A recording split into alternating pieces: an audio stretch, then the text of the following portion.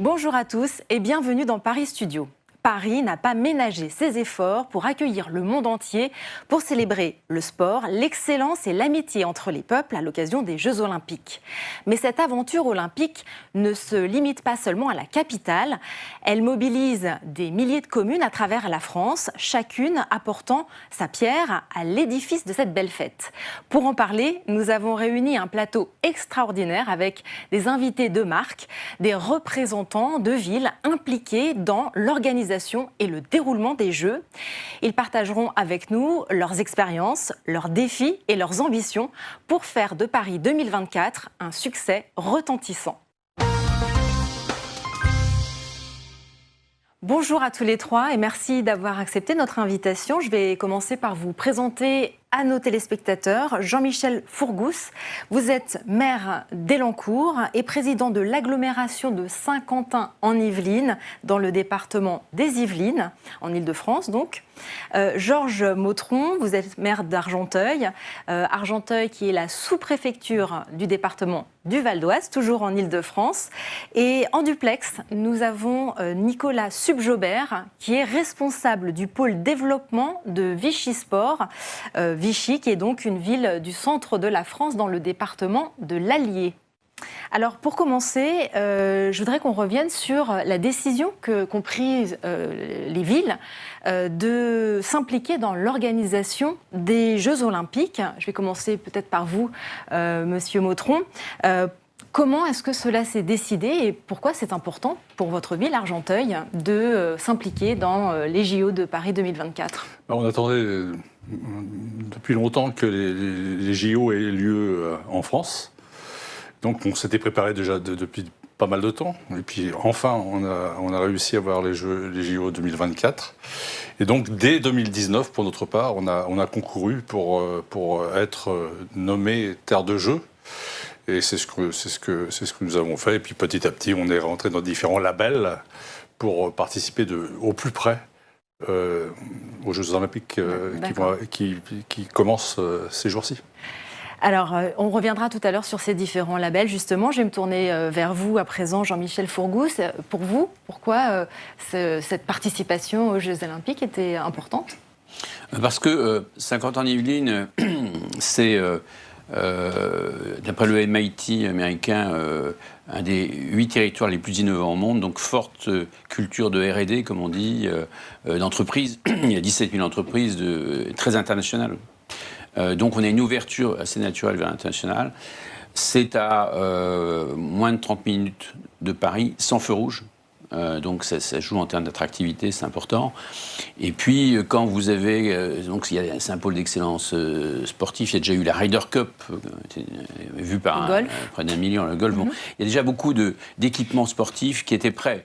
Le vélodrome, qui a coûté quand même 150 millions, donc beaucoup de choses étaient prêtes. Et ça jouait un rôle d'ailleurs dans l'attribution par la France, puisque France montrait que le coût était mieux maîtrisé, puisqu'il y avait déjà des équipements. Donc voilà, on s'est retrouvé bien sûr à étudier cette proposition, à postuler aussi, bien sûr. D'accord, donc de nombreux atouts. Et en ce qui concerne Vichy, Nicolas Subjobert, quels étaient les atouts de la ville ? Alors, le sport fait partie intégrante de l'ADN de la ville de Vichy. Le service Vichy Sport a été créé en 1908 et donc on rêvait déjà en 1912 d'accueillir les Jeux Olympiques. On a été centre d'entraînement pour de nombreuses manifestations sportives, l'équipe du monde de football notamment, les Jeux Olympiques de 2012 de Londres. Et donc aujourd'hui, nous sommes un des plus grands centres de France de préparation olympique pour les Jeux Olympiques et Paralympiques de 2024. Nous sommes labellisés sur 42 disciplines olympiques et paralympiques. Alors, on va reparler donc de ces labels. Je crois que c'est la base, notamment le label Terre de Jeux que vous avez mentionné, Georges Mautron. Comment est-ce que les villes obtiennent ce label ? Comment est-ce que vous avez obtenu pour Argenteuil ce label ? Écoutez, il fallait faire preuve de toutes nos infrastructures sportives. Elles sont très nombreuses en stade, en gymnase, en piscine, de longue date. Le nombre aussi d'adhérents dans des différents clubs sportifs d'Argenteuil, tout cela a joué, et puis la capacité d'accueillir, ce qui nous paraissait aussi important. Je rappelle, c'est un clin d'œil à Vichy, en 1924, lors des derniers Jeux Olympiques en France, Argenteuil et la Seine à Argenteuil, le fleuve, la Seine à Argenteuil, a été le théâtre des compétitions d'aviron. Donc on sait qu'à Vichy, c'est quelque chose de cher aussi. Il y a un autre label qui est important, c'est celui du centre de préparation aux Jeux. Nicolas Subjobert, est-ce que vous pourriez nous parler justement de ce label centre de préparation aux Jeux, puisque je crois que les infrastructures de Vichy ont été justement labellisées? Oui, tout à fait. Donc, il s'agit d'une candidature commune entre Vichy Communauté et le Crêpes Auvergne-Rhône-Alpes de Vichy. Et donc, l'ensemble des forces vives du territoire ont été mobilisées pour candidater, pour accueillir des équipes en préparation des Jeux. Et donc, à ce jour, je suis très fier de vous annoncer que nous accueillerons 36 équipes olympiques et paralympiques de 10 nationalités différentes sur 18 disciplines en préparation au sein du Crêpes Auvergne-Rhône-Alpes de Vichy et sur le territoire de Vichy Communauté. Alors c'était une volonté affichée depuis le début par les organisateurs des Jeux Olympiques de Paris 2024 d'être présents sur tout le territoire et pas seulement autour de Paris, la ville organisatrice à proprement parler. D'après vous, est-ce que cela donnera un élan particulier à ces Jeux, Georges Mautron ? On l'espère bien. On espère bien que l'aspect sportif sera aussi accompagné d'un aspect touristique, puisqu'on va accueillir dans les différents lieux beaucoup de spectateurs, beaucoup d'équipes, beaucoup de sportifs. Donc ça a été des infrastructures à préparer. Nous sommes prêts. Et on participe à notre échelle à cet accueil dès ces jours derniers. Et puis, les villes que vous représentez aujourd'hui vont être sous les feux des projecteurs. Des millions de spectateurs dans le monde entier vont peut-être les découvrir. Est-ce que vous vous préparez à cela aussi, Monsieur Fourgousse ? Alors, écoutez, sur l'aspect touristique, rappelez que la France est quand même premier pays au monde en termes de tourisme, puisque ça représente 7,5%, je crois, de notre PIB. Donc c'est un des gros morceaux de la production de richesse à la France. C'est plus de 80 millions, je crois, de touristes qui viennent chaque année. Derrière, il y a l'Espagne. Je crois que les États-Unis sont en troisième position. Donc il y a une culture quand même assez forte. Il y a des villes qui sont plus touristiques que d'autres, etc. Mais globalement, on a l'habitude d'accueillir, bien sûr, toutes les nationalités en France, et on n'est pas très inquiet là-dessus. Et on a même des systèmes de traduction qu'on a rajoutés, pour pouvoir, même pour tout le personnel d'accueil qu'on a formé, alors on leur a même appris à sourire, à connaître un peu les cultures. Donc voilà, pour avoir un accueil de qualité qui va bien sûr être extrêmement exposé aux médias, puisque c'est quasiment 4 milliards de vues qui sont prévues pour l'instant.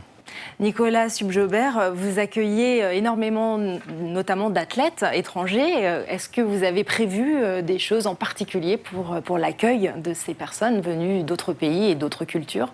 Oui, tout à fait. Donc, à Vichy, nous avons la chance d'avoir un centre de langue, le Cavillam, avec lequel nous avons des liens très forts. Et donc, de notre côté, nous avons également impliqué les agents du territoire pour qu'ils découvrent les différentes cultures. Et donc, l'ensemble des équipes de production ont dû sortir, on va dire, de leur zone de confort, que ce soit au niveau de la restauration avec des plats qui sont très spécifiques et des produits qu'on n'a pas l'habitude de travailler, ou encore sur la façon de se présenter, la façon de remettre sa carte de visite et tout un tas d'autres paramètres. Alors, Saint-Quentin en Yvelines, c'est 5 épreuves des JO et une épreuve des Jeux paralympiques. Est-ce que vous pourriez nous détailler quelles épreuves vont avoir lieu sur le territoire ? Écoutez, le vélo sur route, il traverse simplement Saint-Quentin, donc on le met dedans, mais il y a vraiment 4 sites sinon.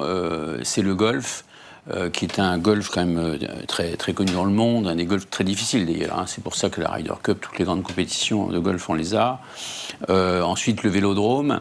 Le vélodrome, bien sûr, c'est sur piste. Il y a pas mal même d'expérimentations, puisqu'il y a même de la R&D sur améliorer l'effet spectateur, comme vous voyez, pour mieux voir l'effort individuel du sportif. Bon, mais avec la 5G, d'ailleurs, c'est extraordinaire. Bon, vous avez la colline d'Elancourt, VTT, qui fait 231 mètres, qui est la colline la plus élevée d'Île-de-France.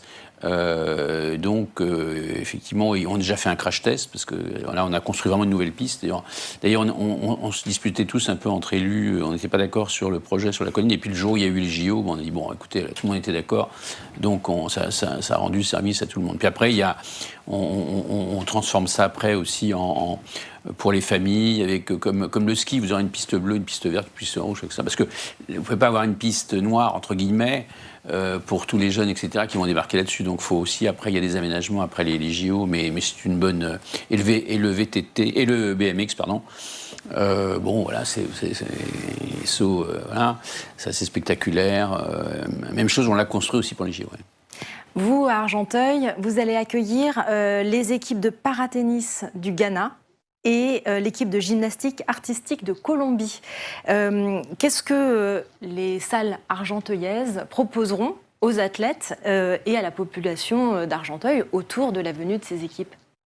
On ouvrira déjà Argenteuil est de longue date une ville assez cosmopolite, hein, et donc on a l'habitude de brasser un certain nombre de communautés. Pas de problème pour nous pour accueillir ces deux délégations avec des installations qui ont plu à un certain nombre d'entre elles. Et on va jouer aussi sur l'aspect culturel qu'on va ajouter à l'aspect sportif. Je rappelle que cette année, on fête les 150 ans de l'impressionnisme, hein, et Argenteuil a vu habiter un des peintres les plus glorieux, puisque Claude Monet a habité pendant 7 ans à Argenteuil. Donc voilà, sa maison existe, on va lier le sport, la culture, on va faire visiter tout cela.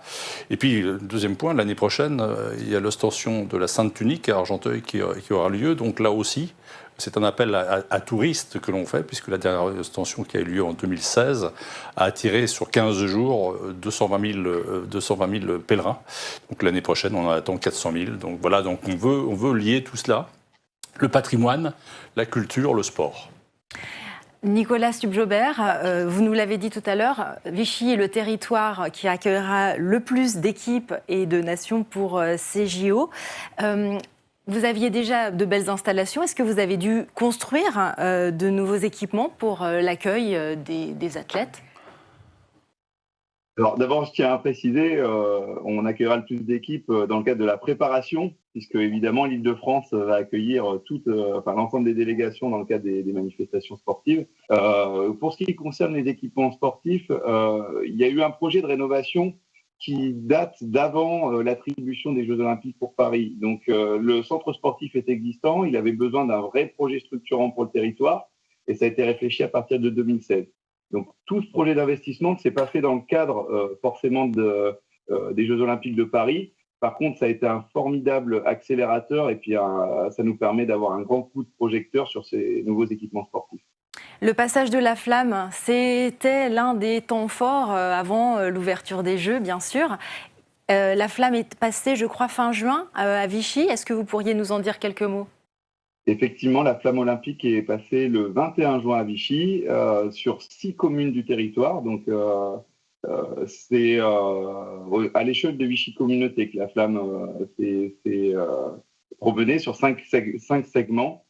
Ça a été un gros enjeu en termes de coordination entre les différents services, puisque tous les regards, on va dire, du monde sont tournés un petit peu vers cet objet. Et donc, gros enjeu en termes de sécurité, mais par contre, une grande fête populaire avec plus de 20 000 spectateurs sur le trajet de la flamme pour Vichy Communauté. Vous avez reçu également le 19 juillet Georges Mautron, la flamme dans le département du Val d'Oise, avec donc une étape à Argenteuil. En ce qui vous concerne, Jean-Michel Fourgousse, la flamme n'est pas passée par votre commune. En revanche, vous avez un programme bénévole dont vous pourriez peut-être nous parler ?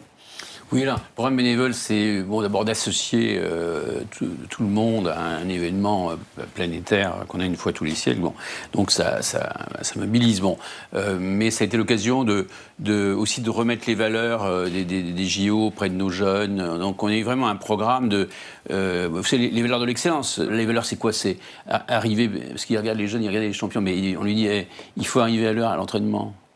Il faut respecter son entraîneur, il faut respecter son concurrent, il faut respecter le juge, il faut avoir une volonté, il faut avoir une détermination, il faut avoir une méthode, il faut avoir envie de gagner aussi. Il y a un état d'esprit. Hein, et tout ça, en fait, on vend quelque part un état d'esprit qu'on retrouve chez l'entrepreneur et qu'on retrouve sur le sportif de compétition. Donc ça, on l'a bien mis. Il y a 600 bénévoles, bien tout de suite, qui se sont avec les associations. Ça a fait bouger les associations, enfin, elles bougent déjà beaucoup, sportives, et elles ont toutes participé à former aussi, parce qu'il faut former à savoir accueillir, savoir orienter, oui, savoir aussi un peu sécuriser tout, et garder le sourire. Donc oui, ça a été un moment un peu psychologiquement pour faire monter d'abord, et pour qu'il y ait plus de sportifs. Hein, vous savez, le sport, c'est le meilleur médicament, hein, c'est le meilleur anxiolytique, tranquillisant, antidépresseur. Hein, bon, et donc voilà, bien vendre le sens du sport, la valeur ajoutée, et puis ces JO aussi. Je vous rappelle qu'en pleine situation internationale qui est moyenne, c'est des valeurs quand même de paix. Hein, je crois que c'est un des mots préférés des Français. C'est le premier, c'est je t'aime, je crois le deuxième c'est paix, le troisième c'est amitié. Mais je dirais là-dedans, vous voyez, c'est un moment quand même de considération, d'estime pour chacun, et on est tous au même départ, avec le même chronomètre, qu'on soit un pays riche ou pauvre. Donc vous voyez, c'est un état d'esprit, je trouve, qui est très, très sain dans ce moment un peu où la France aussi a ses moments de souffrance un peu. Donc d'attractivité, de redonner un œil positif, idem sur, bien sûr, le handicap, puisque vous donnez vraiment un autre regard sur le handicap, et je peux vous dire, ça fait du bien, on voit, c'est extraordinaire, les sportifs, je fais l'entraînement, c'est extraordinaire. Donc voilà, plein de bonnes choses, mais ce programme bénévole, effectivement, a été très intéressant, et les gens qui sont dedans sont très motivés. Alors nous allons maintenant nous rendre à Versailles, dans le département des Yvelines, qui accueillait le passage de la flamme olympique le 23 juillet. Le maire François de Mazières n'a pas pu assister à notre émission, mais il a répondu à quelques-unes de nos questions.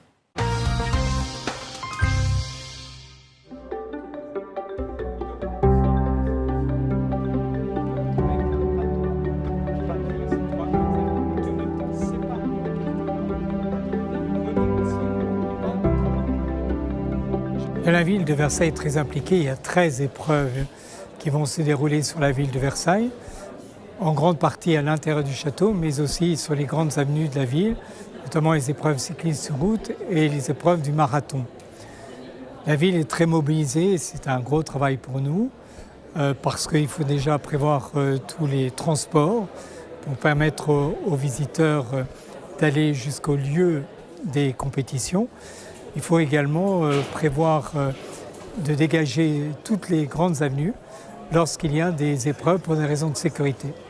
Donc c'est un gros travail collectif que l'on demande à la ville de Versailles.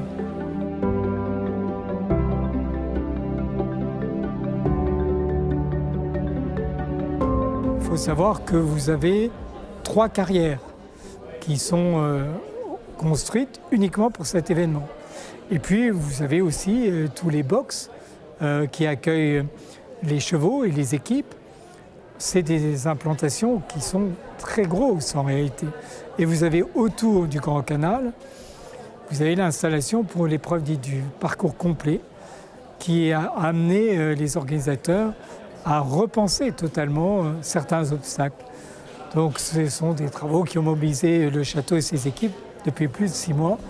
Et des spécialistes de l'événementiel.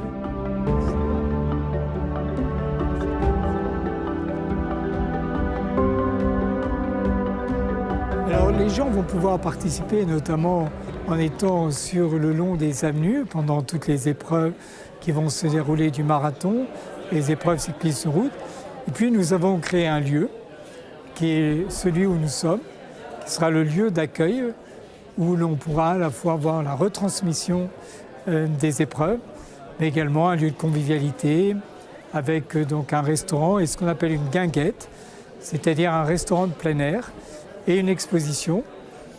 Cette exposition, elle est dédiée plutôt aux personnes qui ne connaissent pas Versailles. Grande photo qui présente Versailles et la beauté de cette ville.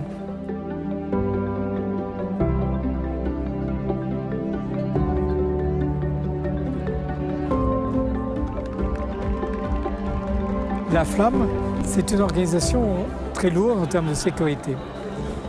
Le parcours dans la ville va faire 5,4 km après le parcours qui a lieu au sein du château. Il faut imaginer qu'au sein du château, ce sera un parcours totalement exceptionnel qui passera même par la Galerie des Glaces. C'est unique, ça ne s'est jamais fait et ça ne sera sans doute jamais plus. Et puis au sein de la ville, ça emprunte les grandes avenues, notamment l'avenue de Paris face au château de Versailles. Et ça traverse aussi notre quartier central, passant devant de très beaux monuments et aussi la place du marché.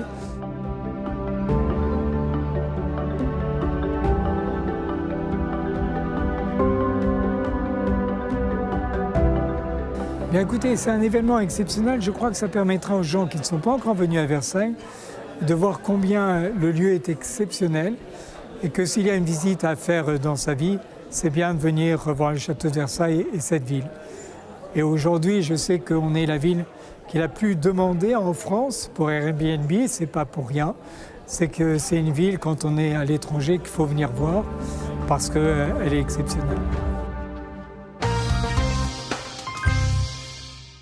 Alors, à ce stade, est-ce qu'on pourrait commencer à faire un premier bilan des principaux défis auxquels vous avez dû faire face concernant justement votre contribution aux Jeux Olympiques de Paris 2024 ? Georges Mautron ? Un des principaux défis, ça a été le passage de la flamme.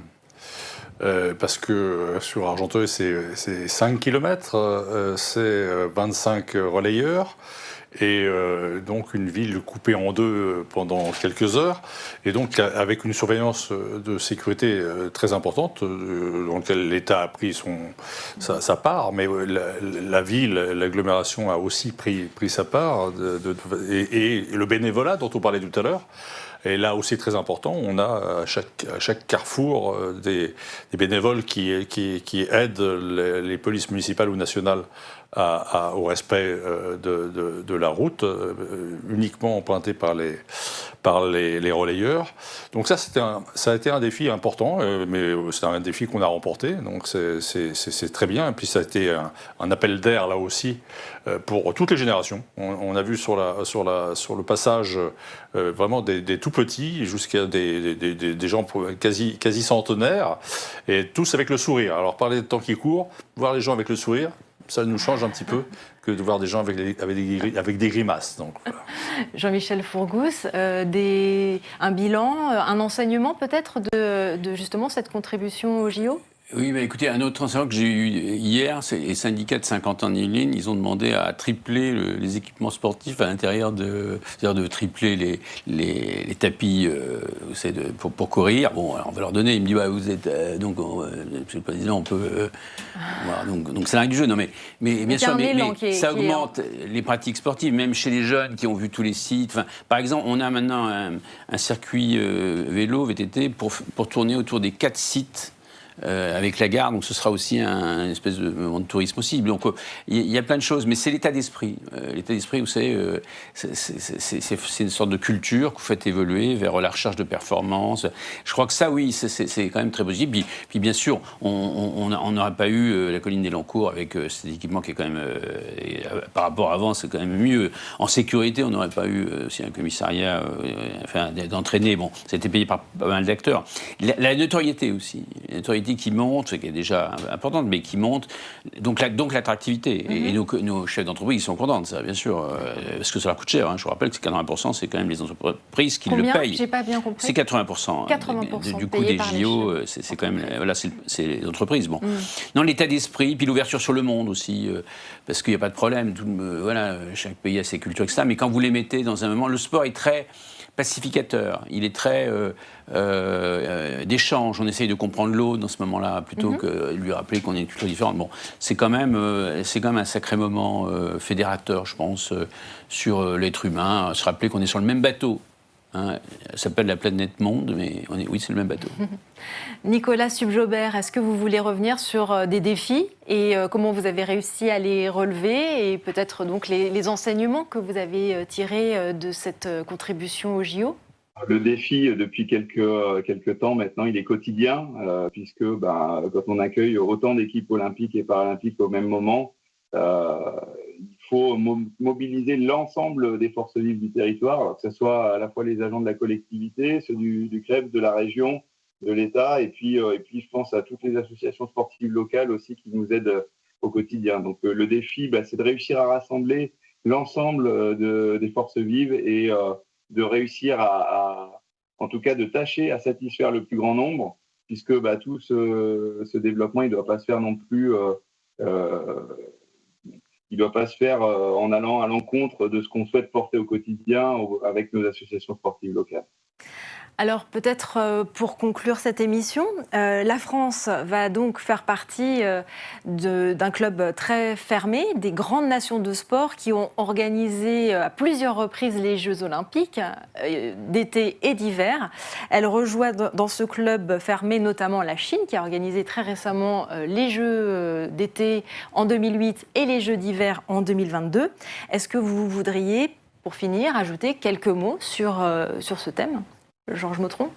Donc, je pense que c'est une expérience fabuleuse. On attendait ça depuis très longtemps. On est en train de la vivre. C'est quelque chose de fabuleux. Et comme le disait Jean-Michel tout à l'heure, ça permet de souder un certain nombre de populations, des gens d'origine différente, des gens extérieurs à la France. Et ça, c'est vraiment un défi qu'on est en train de remporter. Et je pense que l'image de la France ne peut qu'en être renforcée. C'était pas gagné, parce qu'il y a eu beaucoup de doutes sur la capacité d'organiser ces Jeux en France. Mais finalement... Le Français doute toujours, c'est dans sa nature. Il a une résistance au changement énorme, mais lorsque les choses sont lancées, tout le monde suit. Et c'est ce qui se passe en ce moment, et je trouve ça merveilleux. Jean-Michel Fourgousse, je vous laisse ajouter aussi quelque chose sur justement l'organisation globale de ces Jeux et ce que ça va apporter à la France ? Ça va apporter un rayonnement supplémentaire. Vous vivez les échanges économiques, sociaux, culturels, intellectuels. Je dirais que ça apprend plus à vivre tous ensemble, à accepter l'autre avec ses différences culinaires, vestimentaires, vis-à-vis de la démocratie même. C'est un rappel que c'est vrai que si on veut tous travailler ensemble et faire réussir cette planète, il faudrait au moins se mettre d'accord sur quand même au moins le modèle de démocratie. Le sport, c'est très sain, c'est un esprit très positif, très constructif, très bâtisseur. Je veux dire que et c'est par vous-même. Il faut de la volonté parce que les types qui déclarent qu'ils vont, il y a qu'à, oui. Mais là, c'est vous, c'est l'homme. Vous êtes seul avec vous-même quand même à un moment donné. Alors il y a du sport collectif, bien sûr, mais c'est un moment exceptionnel pour faire progresser d'abord l'individu personnellement et puis lui. Vous savez, quand vous maîtrisez mieux, quand vous gérez mieux, vous avez envie d'aider l'autre à réussir et c'est certainement l'école de la vie qui est la plus saine dans tous les pays et on est très fiers de participer à ce moment international de cohésion, d'espoir à ce que ce monde échange encore plus et se mette d'accord quand même sur un maximum de valeurs. Nicolas Subjobert, même question. Comment voyez-vous les conséquences en fait de l'organisation des Jeux par la France et puis le fait que la France donc fasse partie de ces pays qui ont eu la chance d'organiser les Jeux à plusieurs reprises et peut-être le lien qu'il peut y avoir entre les grandes nations sportives comme la Chine que je venais de mentionner?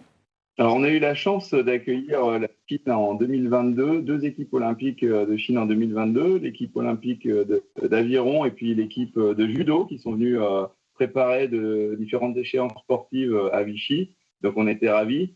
C'est une grande richesse pour l'ensemble des personnes qui ont la chance de côtoyer ces équipes au quotidien. Et puis, peut-être rappeler que il y a une candidature au niveau de notre belle région pour l'organisation des Jeux Olympiques d'hiver de 2030. Merci, c'est noté. Merci à tous les trois d'avoir partagé vos expériences sur la contribution de vos villes aux Jeux Olympiques. Et merci à vous de nous avoir suivis. Je vous donne rendez-vous très bientôt pour un nouveau numéro de Paris Studio.